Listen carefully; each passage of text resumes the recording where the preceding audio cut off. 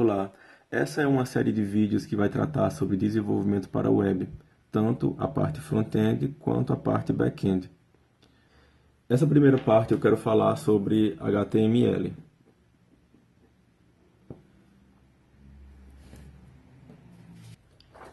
Eu vou usar uma folha aqui em cima que é para as outras coisas que eu escrevi não distraírem vocês do que eu estou falando.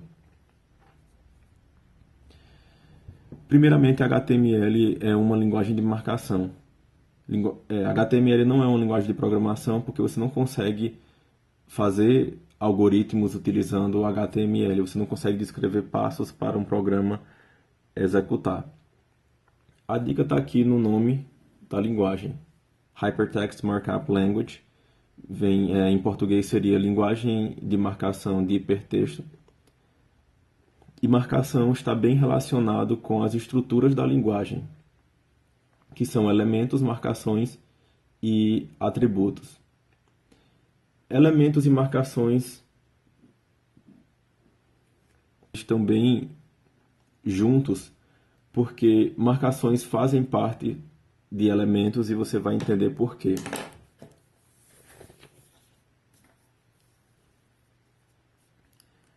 Essa daqui é a estrutura básica de um elemento.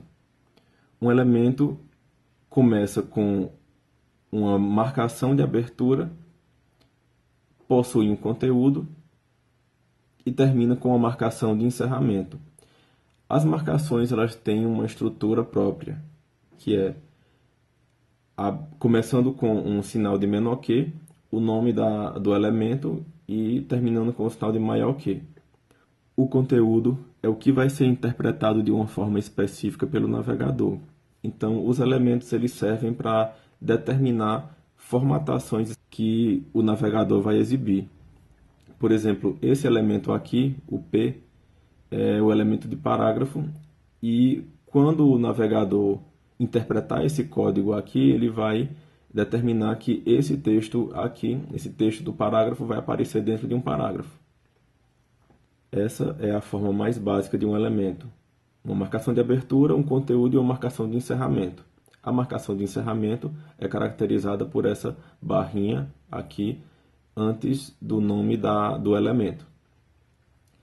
Algumas marcações não possuem a marcação de encerramento, como por exemplo, input. Input é um elemento que representa formas de você inserir dados em um formulário. Pode ser uma caixa de texto, ou um checkbox, ou um radio button. Input não possui marcação de encerramento. Você pode escrever a marcação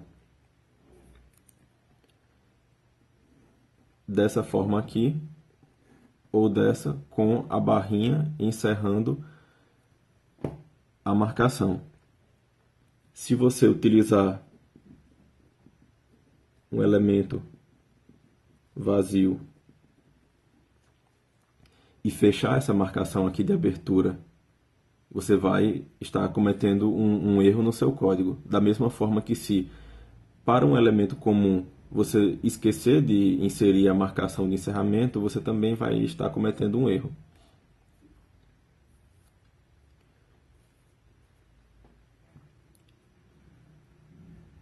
Os elementos eles podem ser aninhados. Eu posso colocar um elemento dentro de outro, para ir agregando formatações diferentes ao conteúdo, a um conteúdo específico. Digamos que eu tenha um texto sem criatividade, porque eu não tenho criatividade nenhuma de pensar em exemplos para colocar aqui. E esse texto eu quero colocá-lo em negrito. Essa marcação aqui vai transformar o texto em negrito. Quero colocar esse texto em negrito dentro de um parágrafo.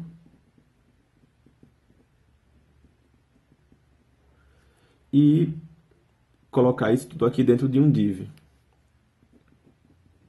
Um div ele é geralmente utilizado em conjunto com o CSS para determinar um layout específico para essa parte aqui interna. É uma coisa mais avançada do que você entender o que é um parágrafo, o que é um texto em negrito. Então, dentro desse div aqui, eu posso definir uma formatação especial em CSS que vai posicionar esse parágrafo e esse input de uma forma desejada para a minha página. Para complementar a forma como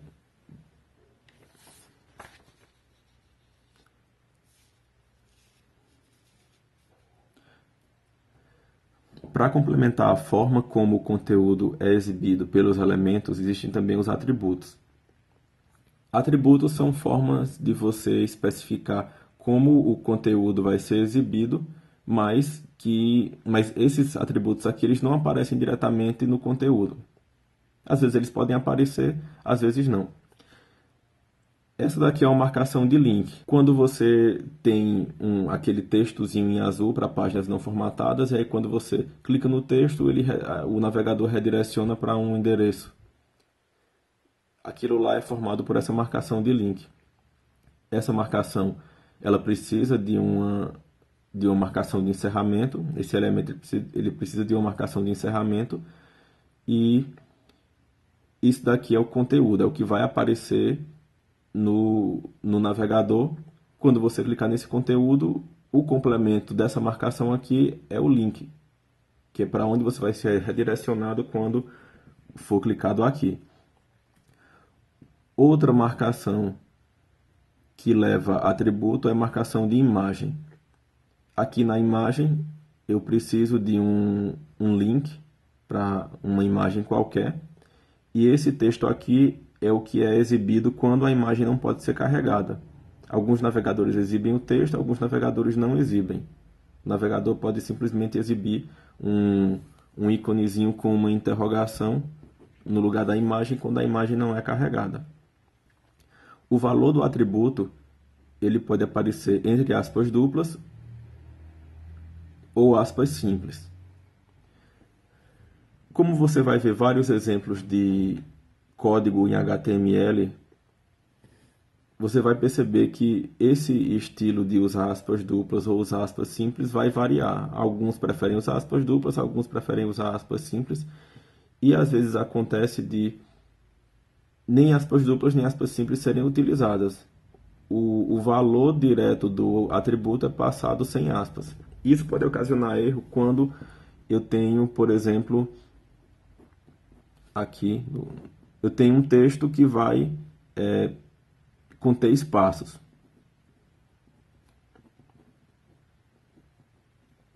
Se eu não uso aspas aqui, o navegador vai entender isso daqui como o valor do atributo out, mas imagem ele vai entender como se fosse um novo atributo. E não existe o valor para a imagem, logo isso daqui não vai ser interpretado como o texto para ser exibido para a imagem quando ela não é carregada. Existem também atributos booleanos. Esses atributos booleanos, eles não levam um igual a alguma coisa. Quando esse atributo está presente aqui no elemento, então significa que o valor dele é verdadeiro. Quando ele está ausente, o valor é falso. Então, quando esse valor aqui quando esse atributo disabled está presente, significa que o input vai estar desabilitado, ou seja, o usuário não pode interagir com ele. Então vamos passar para o computador para a gente colocar a mão na massa e ver como é que tudo isso daqui funciona. Eu vou utilizar o Atom em toda essa série de vídeos. O Atom é gratuito e você pode baixar a partir desse endereço aqui, atom.io.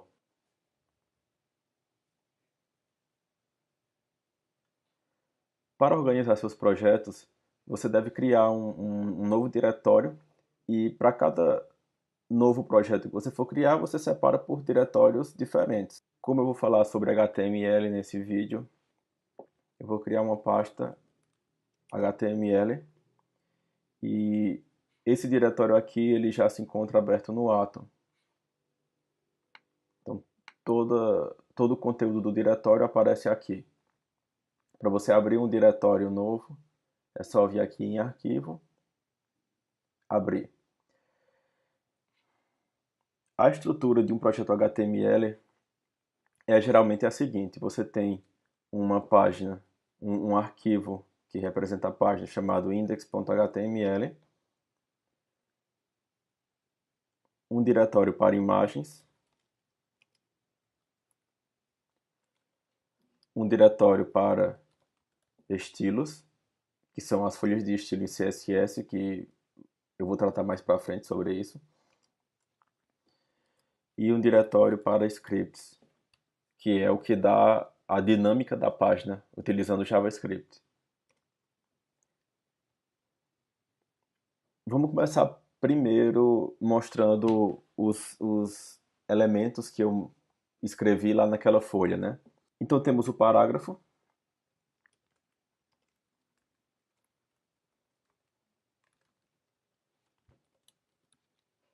Eu preciso deixar de ficar escrevendo literalmente o que eu estou falando aqui, então vou escrever uma coisa diferente. O rato roeu a roupa do rei de Roma. Pronto. Eu tenho aqui um parágrafo e a forma correta de você exibir uma página em HTML, né, que é como o usuário vai ver, seria através de um servidor web. Como eu não quero entrar em detalhes sobre isso agora, eu vou simplesmente copiar o caminho aqui desse arquivo e colar aqui no navegador. Se você colar no navegador e apertar Enter, você vai ver que o navegador colocou esse prefixo aqui, file, dois pontos, barra, barra, antes do caminho completo para o arquivo. Isso daqui é quando você está abrindo um arquivo da máquina local. Não passe esse endereço aqui para um colega abrir na máquina dele, porque ele não vai conseguir. Isso aqui é acessível apenas para você. Então aqui eu tenho um parágrafo. E se eu colocar mais parágrafos, você vai ver que eles vão aparecer um abaixo do outro em uma nova linha. Uma ferramenta bastante útil durante toda essa série de vídeos para você que está desenvolvendo para front-end são as ferramentas de desenvolvedor, que estão acessíveis a partir desse menu aqui, mais ferramentas, ferramentas de desenvolvedor. Aqui eu consigo ver a estrutura de minha página e o navegador ele vai realçar o que eu estou vendo atualmente. Então aqui eu tenho o corpo da página, que eu vou explicar mais adiante. Eu tenho os parágrafos, né? Isso aqui é bastante útil para falar sobre o que são elementos em linha e o que são elementos em bloco. Parágrafo é um elemento em bloco, porque cada novo parágrafo ocupa uma linha completa. Você pode ver que o parágrafo ele se estende do lado esquerdo até o lado direito da página. O próximo parágrafo também se estende do lado esquerdo até o lado direito, e assim por diante. Elementos de linha, eles não ocupam uma linha completa. Se você tiver vários elementos de linha em uma única linha, eles vão aparecer um após o outro, sem quebrar para a próxima linha. Eu sei que eu falei linha demais, mas foi necessário. Então, aqui no segundo parágrafo eu vou colocar um link que vai apontar para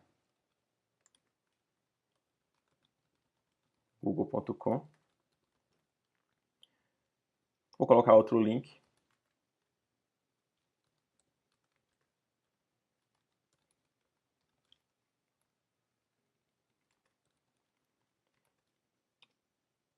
E um texto em negrito.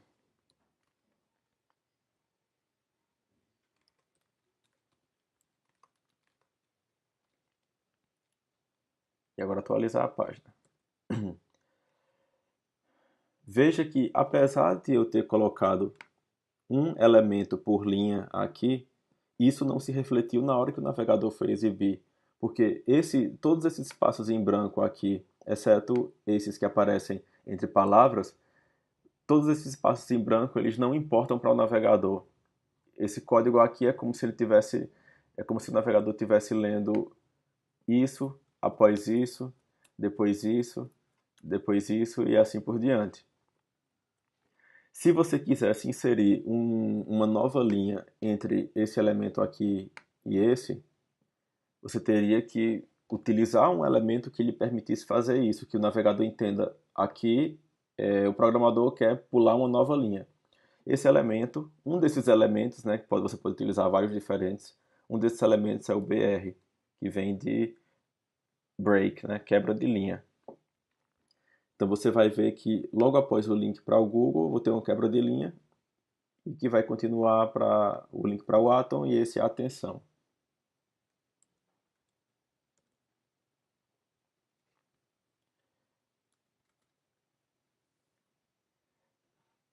Uma coisa que eu coloquei aqui, mas que eu não obtive o resultado que eu esperava, foram esses dois acentos aqui, o cedilha e o tio. O Google ele formatou corretamente a página para exibição dos acentos. Veja aqui que apesar de eu ter escrito somente os 3 parágrafos, ele montou a estrutura da página completa, né? Além de exibir corretamente os meus acentos. Se eu fosse mostrar isso daqui no Safari, por exemplo, eu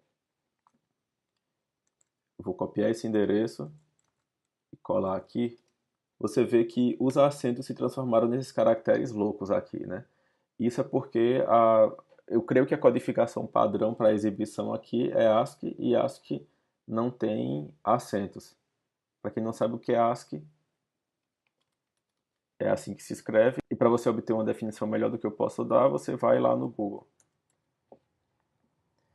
Mas eu não quero falar sobre acentuação agora, isso aqui é assunto para depois. Vamos voltar aqui para o Google Chrome. Então, P é um elemento em bloco, A, negrito, ênfase, são elementos de linha. Vejam que aqui eu aninhei elementos, né? Eu tenho um parágrafo mais externamente, dentro do parágrafo tenho links, tenho um texto em negrito e tenho ênfase aqui. O input é um elemento que não tem marcação de encerramento. Então,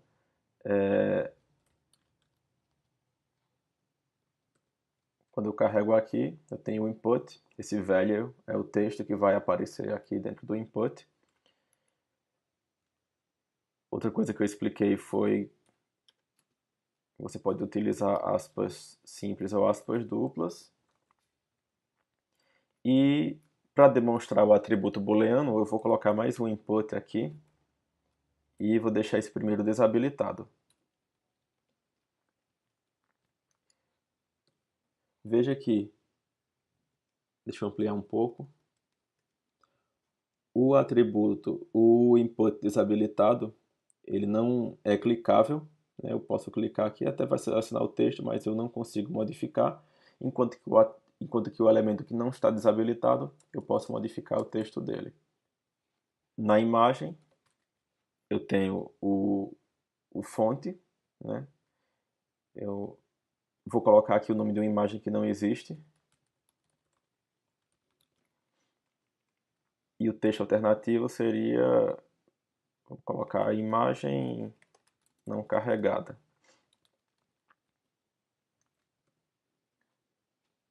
Então o Chrome vai exibir o texto, como a imagem não foi carregada, além desse ícone aqui com a imagem quebrada.